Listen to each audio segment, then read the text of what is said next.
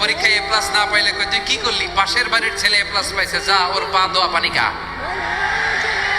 কি খা? আমি ভাবছি যে পা দোয়া এ প্লাস পাওয়া ছেলেদের পা দোয়া পানির একটা পানির ব্র্যান্ড বানাইতে হবে, এরকম লেখা থাকবে এ প্লাস পাওয়া ছেলেদের পা দোয়া পানি। খাওয়া নাই, এগুলার খাওয়া নাই।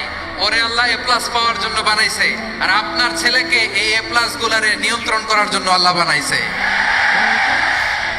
ওকে দিয়ে আল্লাহ কি করবে আপনি জানেনই না।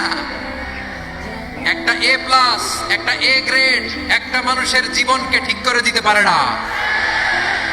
আপনার ছেলেকে আল্লাহ অন্যদিকে যোগ্যতা দিয়েছে। ওদের মনোবল ভাঙবেন না, খবরদার খবরদার। ছেলে মেয়েদের মনোবল ভাঙবেন না।